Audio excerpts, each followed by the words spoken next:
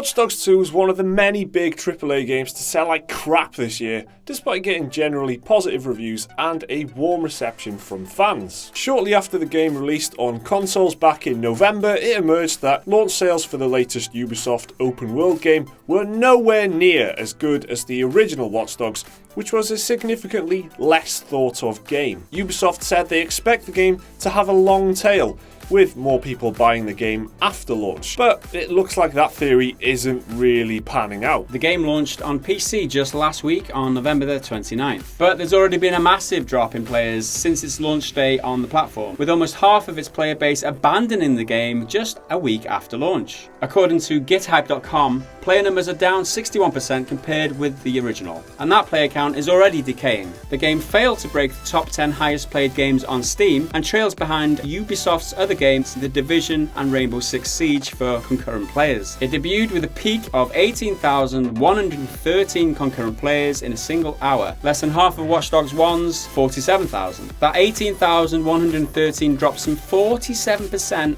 to 9,604 just a week later. Ubisoft are doing their best with these poor numbers. The company issued a statement following the console launch of the game saying, "We expect both Week 2 and Week 3 sales to be above traditional sales patterns." Okay.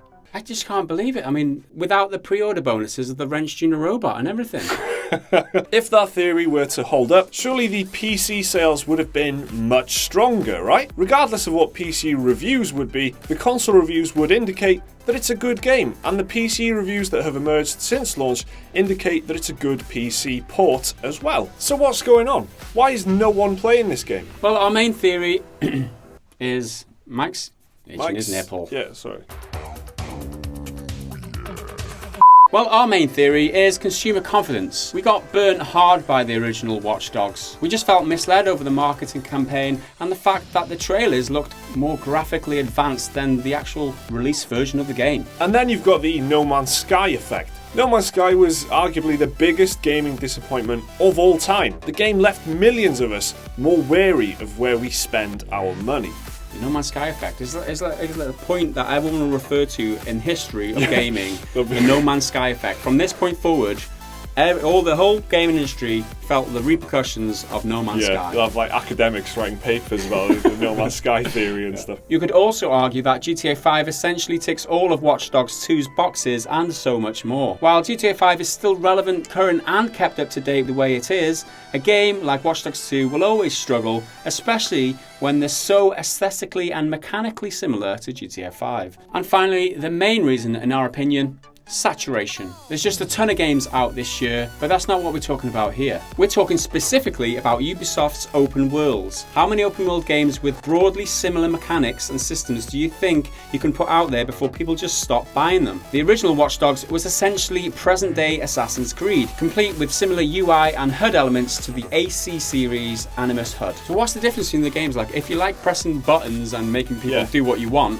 then buy Watch Dogs. If you like climbing shit and jumping off and going back into time, play Assassin's Creed. Otherwise, they're exactly the same game. Yeah, even the animations of the way he runs and stuff, Aiden Pierce, like you watch the trailers, it's so similar. It's basically the same animation. It's quite lazy, really. Every flipping Ubisoft game has open world elements now. Even Steep, a game about extreme sports, is open world. You literally can open world it around the Alps. What's missing in Ubisoft's games is any sense of individuality and variety. It's also worth noting that the PC version of Watch Dogs 2 has a Metacritic score of 79 based on 5 reviews, whereas both console versions have a score of 83. That 4% makes a hell of a difference. I mean, Fallout New Vegas was quite a famous case where, they didn't get bonuses. They would have got bonuses if Fallout New Vegas got 85. I think I've got this right.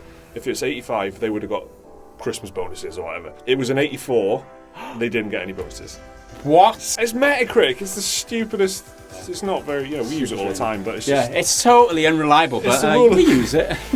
Now, some of you may ask, what about consoles? This is just PC. I hate you. Well, yeah, but console numbers aren't as readily available as PC numbers, so we're just going off the information that we have. Now, it would be unfair to extrapolate these PC numbers and say the same must be true of consoles. But you have to imagine that it gives at least some indication of how the game is performing across the board. So that's what we think. Between No Man's Sky, the original Watch Dogs, saturation from Ubisoft, and the effect of a big game like GTA 5, they've all got to be contributing factors as to why Watch Dogs 2 is struggling the way it is. So Watch Dogs 2 is just another game to struggle to sell this year. What's going on in AAA at the moment? Let us know your theories down in the comments. Remember to leave a like and subscribe if you enjoyed the video. We'll see you next time.